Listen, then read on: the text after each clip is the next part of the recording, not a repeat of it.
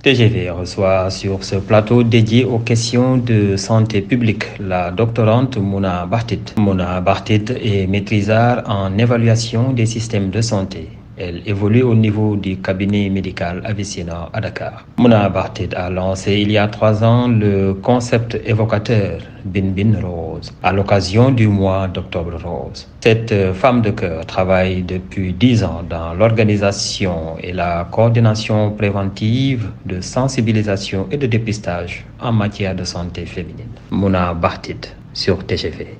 Merci infiniment pour cette invitation. Merci pour TGV de me recevoir aujourd'hui. Nous avons parti le concept de Bin Bin Rose, justement, comme outil éducatif pour utiliser ce bijou que les femmes africaines, surtout de l'Afrique de l'Ouest, portent, pour que ça soit un outil qui va leur rappeler de faire l'autopalpation, de faire la mammographie et de prendre soin d'elles. L'idée m'est venue parce que j'ai travaillé pendant un certain temps avec la Société canadienne de cancer qui utilisait un autre outil qui s'appelle le Mémo-Mammo pour rappeler aux femmes de faire leur mammographie. Et par conséquent, je me suis dit peut-être que ce serait une très bonne idée de trouver un outil comme ça au niveau de l'Afrique, au niveau du Sénégal où je suis actuellement, pour aider les femmes à se rappeler de ce geste qui peut sauver des vies. En fait, ce qui se passe actuellement avec les réseaux sociaux et tout ça, c'est qu'on a trop d'informations. Et ces informations ne sont pas validées par des scientifiques. Tout le monde écrit sur tous les sujets. Tout le monde donne son avis sur tous les sujets. Ce qui crée un sentiment de panique et de peur au niveau des femmes. D'ailleurs, il y a toute une série de mythes sur les cancers du sein qui sont fausses. Par exemple, docteur, j'ai reçu un coup sur le sein quand j'étais jeune, ça va faire un cancer du sein. Non, c'est un mythe. Docteur, j'ai des petits seins, je ne risque pas d'avoir le cancer du sein. Non, c'est un mythe. L'information qui n'est pas validée par des spécialistes. Ça, c'est dangereux. Et démystifier le cancer du sein, c'est venir expliquer aux femmes et expliquer aux hommes aussi, c'est quoi le cancer du sein? C'est quoi les facteurs qui vont avoir un impact favorisant pour développer un cancer du sein? Comment se prémunir? Quoi faire? Est-ce que c'est normal d'avoir peur? Quand est-ce que faire la mammographie? Pourquoi faire la mammographie? La mammographie, c'est pour qui? Parce que la mammographie, on s'entend, c'est pas pour tout le monde. Donc tout ça, ça nous permet de parler avec les femmes et aussi vraiment de les rassurer parce que c'est rendu maintenant actuellement à tous les mois d'octobre, toutes les femmes de la Terre sont paniquées. Le cancer, c'est une cellule qui normalement a des propriétés et qui un jour commence à ne plus avoir ses propriétés. C'est-à-dire qu'elle va commencer à se multiplier de façon anarchique et elle va commencer à grossir, elle va donner une tumeur, puis éventuellement elle va aller dans d'autres localisations dans le corps. Donc ça, c'est la définition très simple du cancer. Maintenant, ce qu'il faut comprendre, c'est que nous, en tant qu'êtres humains, on fait des cancers tout le temps. Tout le temps, on fait des cancers. Mais notre corps s'en débarrasse. Il les jette, il les tue. Et pour faire ça, il faut être en bonne santé. Il faut avoir un corps qui est en bonne santé. Il ne faut pas être en état de stress continuel. Il faut manger bien, il faut faire les activités physiques, il faut. Et c'est là où rentre la prévention. C'est ça qu'il faut comprendre. Pour les signes du cancer, moi, ce que je recommande aux femmes, c'est de s'approprier leur corps et de s'examiner. Il faut regarder son corps à l'état normal pour pouvoir voir quand il va devenir anormal. Si on ne prend pas conscience de ce qui est normal, on ne peut pas détecter ce qui est anormal. Et ce qui va être anormal et nous orienter ou nous faire réfléchir à une pathologie du sein, c'est un signe comme un eczéma, une blessure, une bosse, le mamelon qui saigne, le mamelon qui est à l'intérieur ombiliqué, des boules qu'on trouve sous la palpation ou sous les doigts. Ça ne veut pas dire que c'est forcément le cancer. Mais ça, ce sont des signes d'alerte qu'on doit avoir, nous les femmes, pour aller voir son médecin. Pas pour paniquer, pas pour imaginer le pire, mais pour aller voir son médecin. Le médecin de première ligne, qui est le généraliste, est un excellent médecin pour renseigner les patientes, les rassurer et éventuellement explorer qu'est-ce qu'elles ont. Très souvent, ça va être un abcès ou un kyste, mais il faut faire une exploration. Pour les causes, ce qu'il faut comprendre, c'est qu'il y a deux grandes catégories de causes. Il y a ce qu'on appelle les facteurs modifiables et les facteurs non modifiables.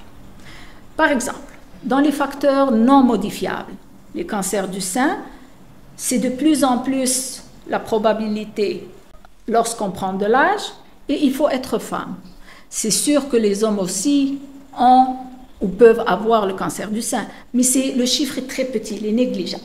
Donc ça, c'est des facteurs qui sont non modifiables. On ne peut pas changer son sexe, on ne peut pas changer son âge. Donc ça nous met à risque. Donc par exemple, dans des campagnes de prévention, des femmes de 50 ans, de 52 ans qui n'ont jamais fait de mammographie, on peut leur dire, allez faire une mammographie de dépistage. Donc ça, c'est important. Les autres facteurs, l'autre groupe de facteurs, ce sont les facteurs modifiables. Modifiables, ça veut dire que nous, on peut avoir un impact dessus. On peut jouer avec ces facteurs modifiables. Vous allez me dire, d'accord, docteur, par exemple, eh bien, tout ce qui vous entoure, votre entourage, l'air que vous respirez, l'eau que vous buvez, votre style de vie, ce que vous mangez, tout ça, ce sont des facteurs modifiables. Les facteurs modifiables sont très importants à connaître parce que les gens les sous-estiment alors qu'ils ont toujours un impact. C'est sûr que l'impact n'est pas demain ou après-demain, mais si par exemple vous ne mangez jamais de légumes, de fruits et de légumes, votre corps manque de beaucoup de choses et il est déstabilisé à l'intérieur. Et ce petit cancer, comme vous a dit tout à l'heure, que normalement le corps s'en débarrasse, eh bien non. Si vous mangez beaucoup de sucre, eh bien oui, ça fait que le corps devient fragile et ne se débarrasse pas de ces cancers. Et le cancer évolue. Donc ces facteurs modifiables, je tiens vraiment à insister sur l'usage et l'utilisation des plastiques. Les plastiques, s'il vous plaît, c'est une vraie plaie pour la planète, pour notre corps et pour notre poche, parce qu'on ne peut pas les recycler. Buvez de l'eau dans des bouteilles en verre ou en céramique. N'utilisez pas le plastique dans le micro-ondes. N'utilisez pas les bouteilles d'eau qui sont dans la chaleur, qui sont sous le soleil. Pourquoi ? Parce que les matériaux qui fabriquent ce plastique-là vont passer dans la nourriture, vont passer dans l'eau, et vous allez les boire. Et ça va se retrouver dans votre corps. Je tiens aussi beaucoup à parler de tous les produits ménagers et les produits de beauté. Oui, il y a beaucoup de ce qu'on appelle des perturbateurs endocriniens dans ces produits-là. C'est quoi un perturbateur endocrinien? C'est un produit qui va rentrer dans votre corps et qui va perturber vos hormones, tous vos hormones. Donc ça, c'est dangereux. Il faut comprendre que plus vous utilisez des produits qui sont enrichis, transformés, il y a du pétrole, il y a du parfum, plus vous mettez votre corps en risque, on va dire. Donc, surtout ici au Sénégal, on a du très bon karité, on a du très bon huile de coco, c'est excellent pour hydrater, c'est excellent, on a beaucoup de choses qui sont locales et en consommant local. On aide nos fabricants, on aide nos petits gens, on aide les grands aussi. Et puis nous aussi, on a des produits de qualité. On sait que c'est naturel, on sait que ce n'est pas mélangé avec du chimique. Et c'est très important tout ça dans la prévention. Donc moi, ce que je peux dire aux femmes, c'est de ne pas se mettre trop de pression, c'est d'essayer d'équilibrer leur vie, un moyen à la fois. un geste à la fois. Un mois, on va s'occuper de l'alimentation, 1 mois ou 2 mois. 1 mois, on va commencer à faire de l'éducation, des exercices physiques.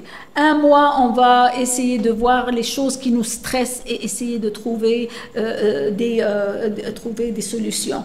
On ne peut pas changer tout d'une fois comme ça, là, ça devient trop lourd.